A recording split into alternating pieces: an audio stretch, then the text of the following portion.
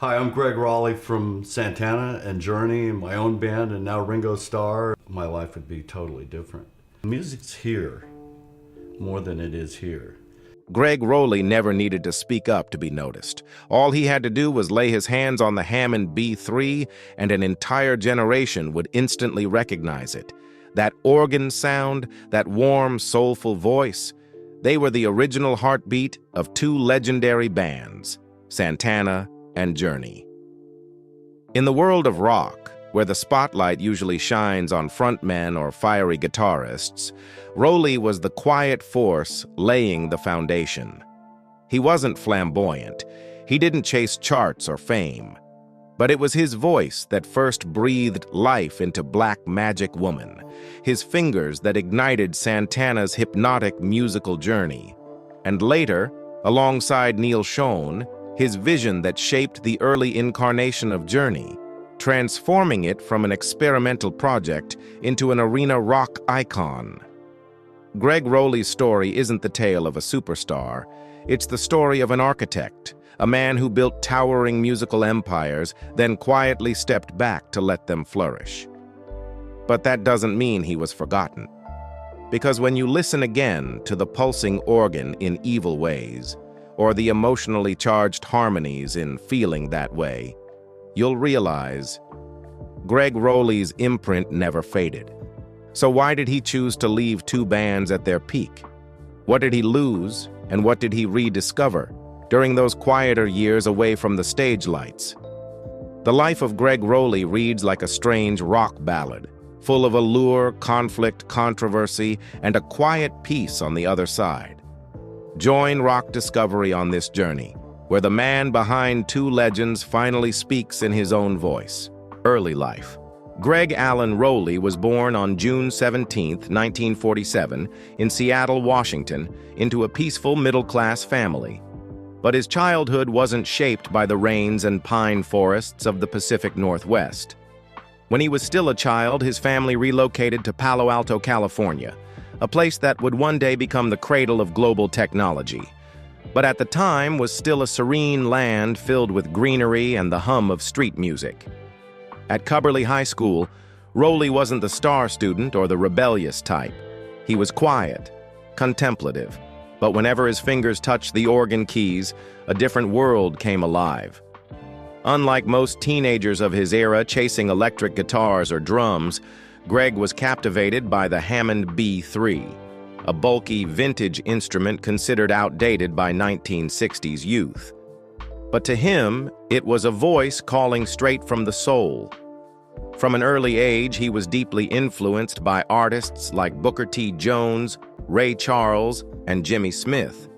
The sounds of soul, jazz, and Latin-tinged R&B flowed through his headphones, shaping a musical identity that was hard to categorize. Part classic, part streetwise, part urgent, part meditative. With a group of friends, Rolie formed his first band, William Penn and His Pals, a garage rock outfit that played school dances and community events. He wasn't the lead singer back then, but he was the backbone of the sound, a role he would continue to embody throughout his career. Not the man in the spotlight, but the one who kept the spotlight burning. And then fate knocked. At a local gig, he crossed paths with a young Mexican guitarist whose style was raw, experimental, and infused with a strange, irresistible blend of Latin, blues, and jazz. That name was Carlos Santana. And that meeting would not only alter Gregg Rolie's life, but help create one of the most powerful voices in 1970s rock. But before the world came to know Santana, Rolie would have to pass one more test, Woodstock, where he would step up to the mic before a sea of euphoric fans and sing his way into history. Early career. The handshake between Gregg Rolie and Carlos Santana wasn't just the start of a band. It was the fusion of two contrasting yet complementary musical souls. Santana brought the free-spirited energy of Latin jazz, while Rolie embodied the raw heart of rock, blues, and soul, all channeled through the mesmerizing Hammond B3 together. They formed the Santana Blues Band in 1966, later shortened to Santana, and quickly ignited the club scene in San Francisco, right as the psychedelic wave was exploding. Unlike many young bands of the era chasing loudness or protest anthems, Santana stood out through wordless music, a hypnotic blend of Latin percussion, haunting guitar, and trance-like organ that created something near spiritual. And it was Gregg Rolie's powerful, slightly rough-edged vocals that gave their early tracks like Evil Ways, Soul Sacrifice, and Black Magic Woman their iconic voice. In the summer of 1969, while still struggling to find solid footing, the band was invited to perform at the Woodstock Music Festival, even though they hadn't released an album yet. Santana almost declined, but legendary promoter Bill Graham persuaded them to go. And the moment Rolie launched into Evil Ways, with his vocals intertwined with a whirlwind of organ and Latin drums, hundreds of thousands of people jumped to their feet. It wasn't just a performance, it was a baptism by fire for Santana and for Rolie's career. After Woodstock, the band released their debut album, Santana, which climbed to #1, 4 on the Billboard charts and sold over 2 million copies. But the true peak came with Abraxas, 1970, where Black Magic Woman, delivered in Rolie's signature gritty growl, became one of the biggest hits of the decade. However, behind the spotlight, tension brewed. As Santana became increasingly drawn to meditation and Eastern spirituality, he envisioned music as a transcendental journey. Rolie, ever the realist, remained grounded in traditional song structure. Their musical divide quietly widened, reaching a breaking point during the making of Caravanserai, 1972, when Santana pushed to dissolve all rock conventions while Rolie felt lost in the direction. Eventually, Gregg Rolie made the decision to leave the band. No drama, no feud. Just an artist who knew when it was time to turn the page. And just when it seemed his golden era had closed, a new chapter, no less monumental, was about to begin. A new band, a new vision, and a chance to shape a new generation of American rock. Journey, career success. Leaving Santana quietly, Gregg Rolie didn't walk away from music. He simply sought a new beginning, a place where his Hammond B3 wouldn't be drowned out by metaphysical philosophy. And the opportunity came from a familiar face, Neil Schon, the guitar prodigy who had played alongside him in Santana at just 17 years old. In 1973, the two co-founded Journey in San Francisco, a band that initially took the shape of a technically rich experimental progressive jazz rock outfit. Journey's first 3 albums, Journey, 1975, Look into the Future, 1976, and Next, 1977, all bore Rolie's fingerprints.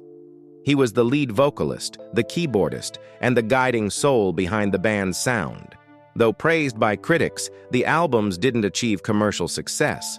The music was complex, lacking mainstream hooks, and soon, Columbia Records began applying pressure. The answer came in the form of compromise. Journey brought in a new lead vocalist to pursue a more radio-friendly direction. That vocalist was Steve Perry, and with his arrival, a new chapter began, one that also marked Rolie's transformation from soul frontman to supporting force. Unlike other artists who might have reacted with anger or withdrawal, Gregg Rolie welcomed Steve Perry with open arms, even helping shape his vocal style and arrangements. They became a tight-knit duo on several hits. Rolie led Feeling That Way, harmonized on Any Time, and together with Perry, created classics like Lights, Wheel in the Sky, and Just the Same Way. From Infinity, 1978, to Evolution, 1979, and Departure, 1980, Journey exploded onto the mainstream. Stadiums roared, millions of records sold, global tours followed. But behind the dazzling lights, Gregg Rolie felt a quiet exhaustion. Life on the road, internal tensions, and his shifting role within the band slowly chipped away at the pure musical joy he once pursued. In 1980, shortly after the release of Departure, Gregg Rolie made a surprising decision. He stepped away from the band, right at the height of its fame. No scandals, no bitter words, just a desire to return to music, to family, and to peace. Yet what he left behind in Journey endured.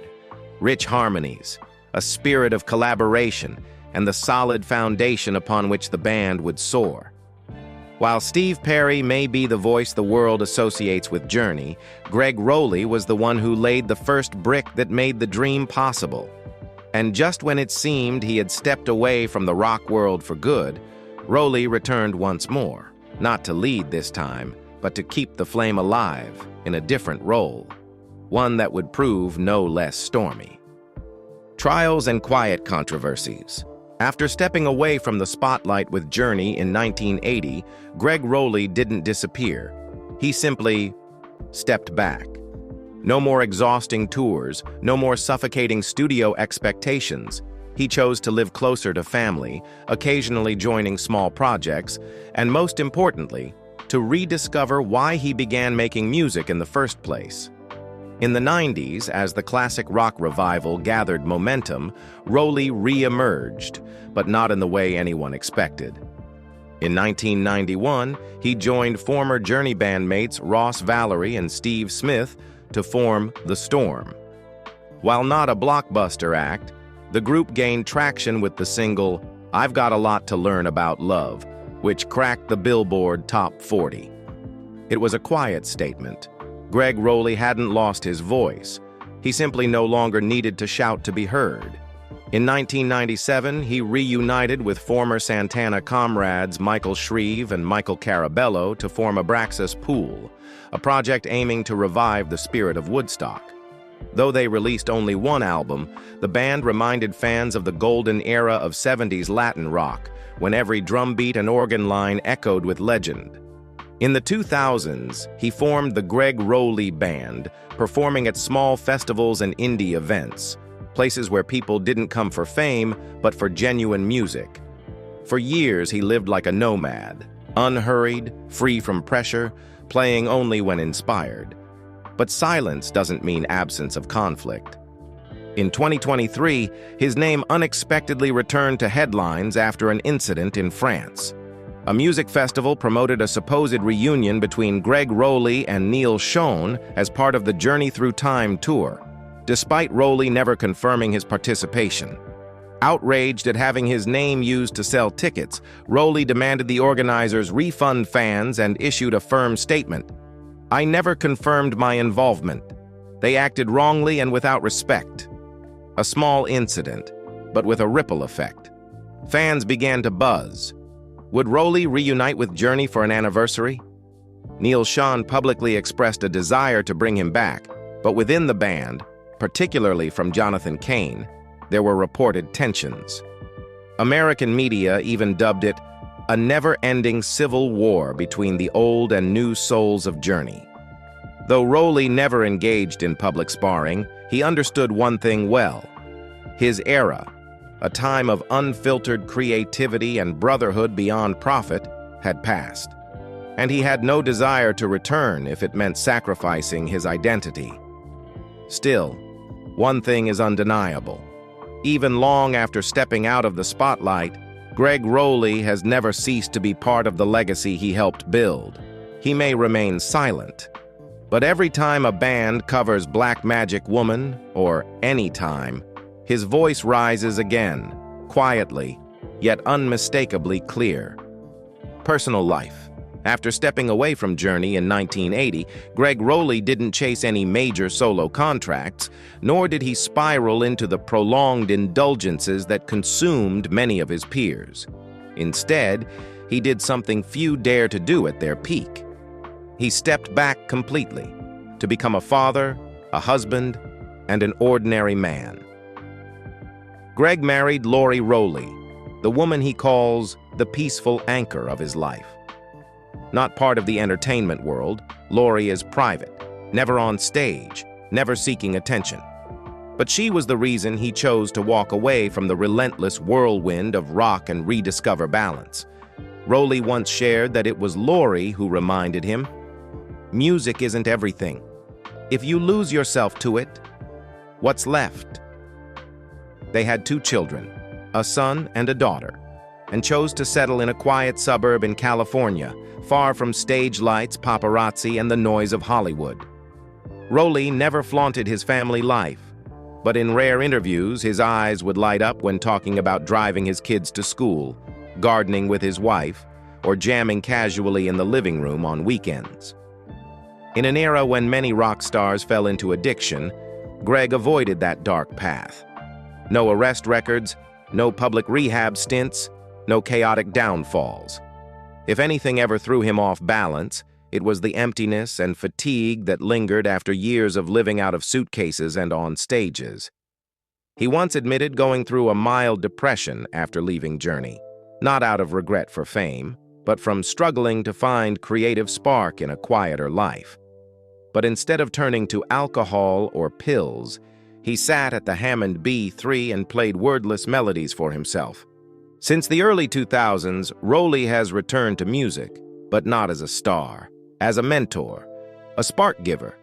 He began supporting music education initiatives, especially through Little Kids Rock, a nonprofit that provides instruments and free music instruction to underserved public schools across America.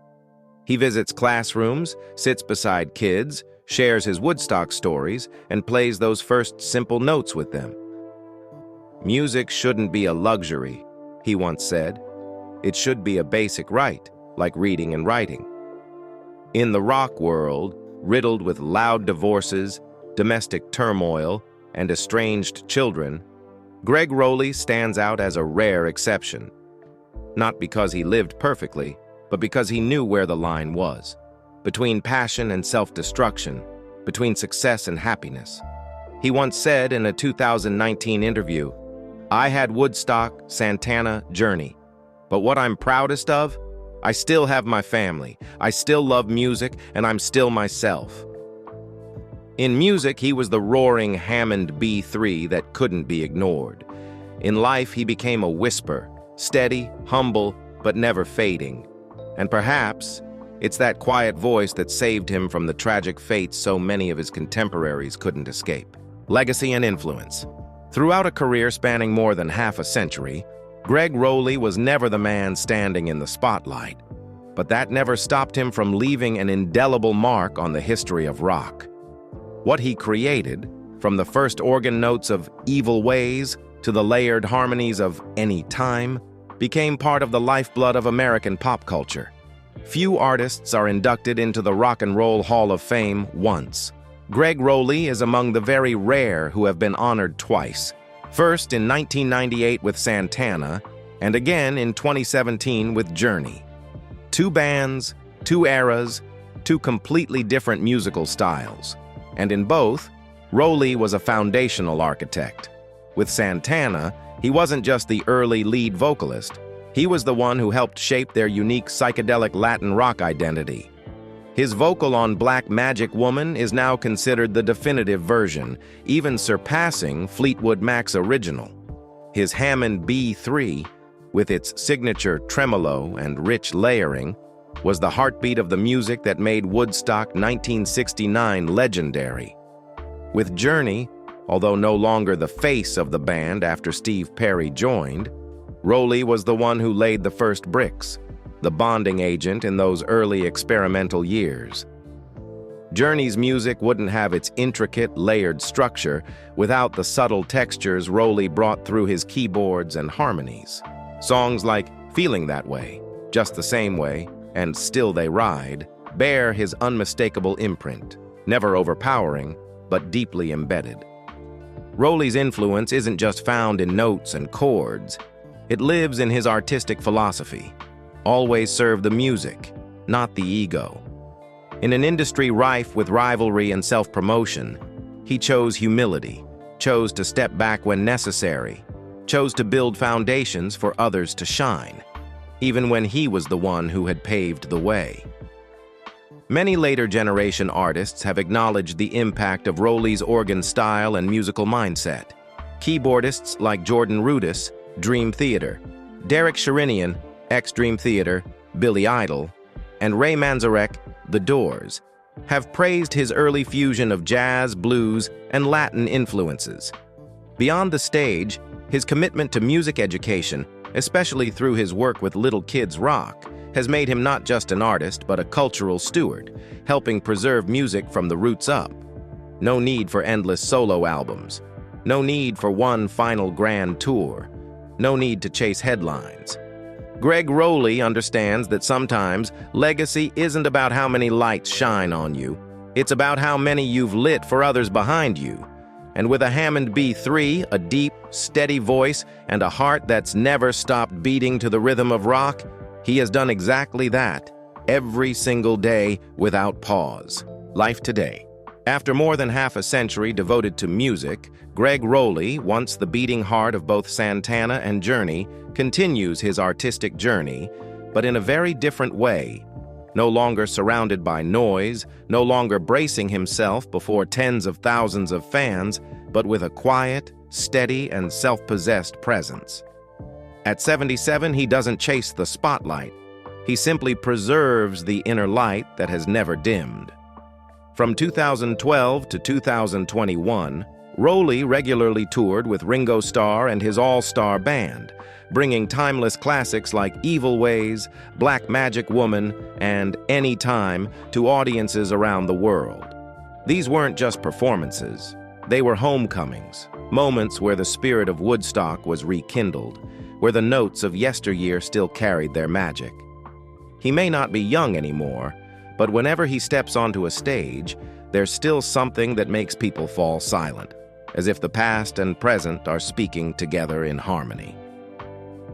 In 2019, he released the solo album Sonic Ranch, a blues rock-infused personal project that captured the pure essence of Gregg Rolie, warm, introspective, deeply felt, but never lacking in passion.